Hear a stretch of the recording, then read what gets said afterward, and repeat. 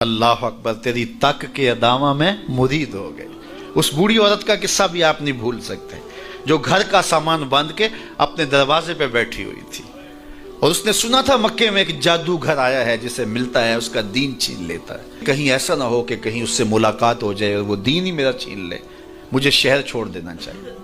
घर के थड़े के ऊपर सामान बांध के बैठी है, हुजूर भी गुजरे। उसने देखा तो कहा, भतीजे ये सामान मेरे सर पे रख दे। हुजूर ने सामान उठाया, देखा तो बोझल था, वजनी था, और बुढ़िया को देखा तो कमजोर थी। तो कहा कि बुढ़िया अगर चाहो तो जहां चाहती हो, मैं खुद न छोड़ा। उसने कहा इससे बड़ी मेहरबानी क्या होगी। हुजूर ने सामान उठाया हुआ है और बुढ़िया से बातें भी करते जा रहे हैं। तो बुढ़िया को कहा क्यों जा रही है। उसने कहा कि सुना है यहाँ एक जादूगर है जो लोगों का धर्म लूट लेता है, लोगों का दीन लूट लेता है। मैंने सारी जिंदगी बुतों से वफा की है, मेरे अब्बा अजदाद ने बुतों से वफा की है। मैं चाहती हूँ दीन अजदाद हाथ से छूट न जाए, आखिर इस शहर में रहती हूँ कहीं मिल न जाए। खैर हुजूर ने कुछ नहीं कहा, उसका सामान नहीं फेंक दिया कि ठीक है तुम फिर जाओ। सामान उसका उठाया और जहां तक उसने जाना था सामान पहुंचाया। सामान सुपुर्द करके वापस पलटने लगे तो उसने कहा बच्चे अपना नाम तो बता दे, लोग कहेंगे कि मक्का छोड़ आई हो तो बताऊंगी एक जादूगर के दुख से छोड़ आई हूं। तो वो कितना बुरा भला कहेंगे शहर मक्का को कि जिस मक्का से लोग नकले मकानी करने पे मजबूर हो गए। तो मैं उन्हें ये भी बताऊंगी कि जिस मक्के में जादूगर रहता है इतना अच्छा नौजवान भी रहता है। तो तेरा नाम लिया करूंगी, तेरे के सीधे पड़ा करूंगी। तो हुजूर अलैहिस्सलाम मुस्करा पड़े, कहा बुढ़िया जिस जादूगर से भाग के आई है वो तेरे सामने खड़ा है। उसने कहा सच से आप ही मोहम्मद हैं। हुजूर ने फरमाया नाम मेरा यही है।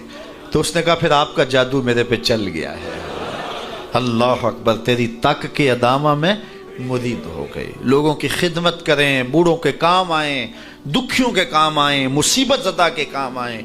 हुजूर यतीम हो के यतीम परवर थे, लाचारों की मदद करते, लोगों के घरों में पानी भर के दे देते और दुखियों के काम आ जाते और मुसीबत ज़दों के काम आ जाते।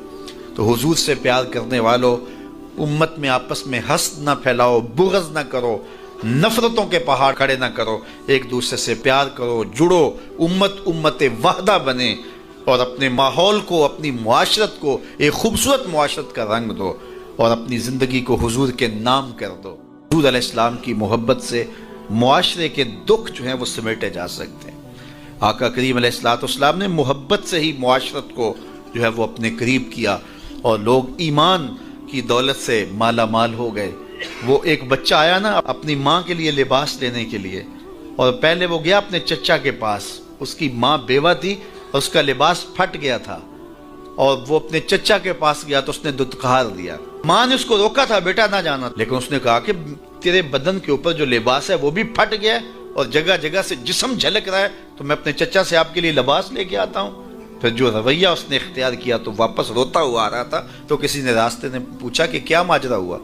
उसने कहा चचा के पास गया था माँ के लिए लिबास लेने, उसने तो ला के भेज दिया। अल्लाह अकबर। तो उसने कहा कि जा सेने हरम में मोहम्मद नाम का एक शख्स बैठा हुआ है, अगर तू अपना दुखड़ा उसके सामने पेश करे तो वो उम्मीद है तुम्हें रद्द नहीं करेंगे, लेकिन सुन ले उनका दीन कोई और है। अल्लाह अकबर। अपने माँ के पास आया तो माँ को कहा कि चचा ने रुला के भेज दिया, लेकिन आपकी हालत मुझसे देखी नहीं जा रही। बच्चा अभी शऊर की मंजिलों में कदम रख रहा था, पहले बहुत छोटा था, अब उसके अंदर एक जज्बात थे बच्चे के अंदर। तो माँ ने कहा कि बेटा नहीं उनके पास नहीं जाना, सुना है कि जो उनसे मिले दीन धर्म छीन लेते हैं उसका। अल्लाह अकबर। तो हुजूर अलैहिस्सलाम के पास जाने से माँ रोकने लगी, लेकिन बच्चे ने कहा कि अम्मी मैं पक्का रहूँगा, बुतों का वफादार रहूँगा, तुम इस टेंशन को, इस परेशानी को छोड़ दो। और हुजूर की खिदमत में हाजिर हुआ। हुजूर सेहने हरम में चादर ओढ़े बैठे हुए थे और जाके कहने लगा मैं पहले बात आपसे कर लेता हूँ, आपका दीन मैंने कबूल नहीं करना। हुजूर मुस्करा के बोले बेटा बताओ किस लिए आए हो। कहा मेरी माँ बेलिबास है, मैं आपसे लिबास लेने आया। हुजूर ने चादर रहमत उतार के उसके कंधों पे डाली। अल्लाह अकबर। वो वापस आ गया और माँ पर हुजूर की चादर उड़ाई। अल्लाह अकबर।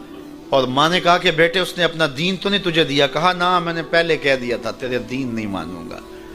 माँ कहने लगी पुत्र उसका दीन मानना चाहिए, ये जिसने रहमत की चादर हमारे सर पे तान दी। کچھ لوگ کہتے ہیں جی بس میں تو اللہ کی مخلوق کی خدمت کرتا ہوں، میں تو حج بھی نہیں کیا، اس کے پیسے بھی غریبوں کو دے دیے ہیں۔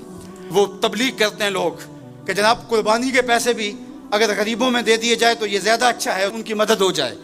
تو وہ اس خدمت خلق میں اتنا غلوف کر جاتے ہیں کہ وہ اسلام کے شعار کا مذاق اڑانے لگ جاتے ہیں، اور جو عبادت والے ہیں انہیں ہمسائے کو دیکھنے کا موقع بھی نہیں ملتا۔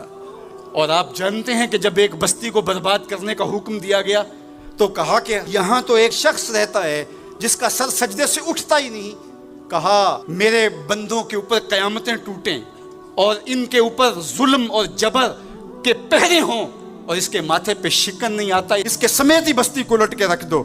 یار عبادت کرتے ہو لیکن ہمسایوں کا خیال بھی رکھو۔ میرے حضور علیہ الصلوۃ والسلام نے لعاب پھینکا نا تو صحابہ نے اپنے ہاتھوں پہ لے کے اپنے منہ پہ مل لیا۔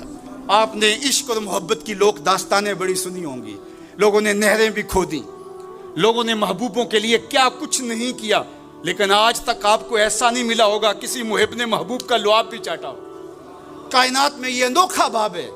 تو حضور علیہ الصلوۃ والسلام نے فرمایا کہ تمہیں اس چیز پر کس نے ابھارا کہ میرا لعاب بھی اپنے چہروں پہ مل رہے ہو؟ تو انہوں نے کہا اللہ اور اس کے رسول کی محبت نے۔ تو میرے حضور نے اس کی نفی نہیں کی، لیکن ساتھ ہی فرمایا اگر کوئی چاہتا ہے کہ اللہ اور اس کے رسول سے محبت کرے اور اللہ اور اس کا رسول اس سے محبت کرے تو وہ ہمسایوں کے حقوق کا خیال رکھے۔ یعنی تمہارا یہ پہلو بھی، تم عاشق رسول بھی ہو لیکن ہمسایوں کا بھی تو خیال رکھو۔ تمہارے گھر پہ جھنڈا تو لگا ہے حضور کے میلاد کا، لیکن اگر ہمسایوں کے گھر میں اندھیرا ہے تو یار اپنے گھر میں اس سال اگر چراغاں نہیں کر سکے، غریب ہمسائے کا میٹر کٹ گیا اس کا بل دے دو، آمنہ کا لال زیادہ خوش ہوگا، میلاد والا رسول زیادہ خوش ہوگا۔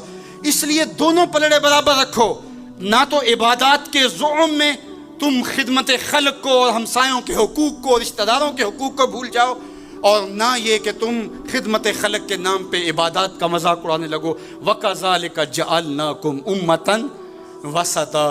ادارت المصطفیٰ دونوں بازوؤں کے ساتھ اڑنے کی فکر رکھتا ہے، اور امت وسط کے مزاج کو لوگوں میں راسخ کرنا شروع ہوتا ہے۔ ظاہر ہے جب کبھی اس بازو پہ زور پڑے تو کبھی اس بازو پہ زور پڑے تو بازو جھکنے لگتے ہیں، تو میرا اللہ مدد کرتا ہے، نصرت دیتا ہے۔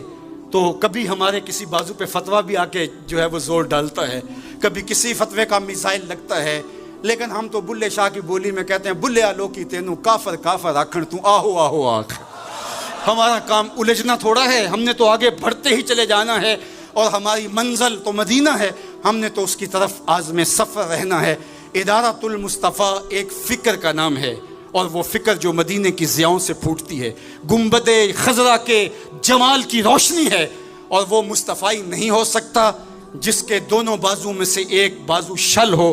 حضور کی امت سے جس کو پیار نہیں ہے، حضور کی امت سے جس کو محبت نہیں ہے، حضور کی محبتوں کا کبھی بھی مصطفی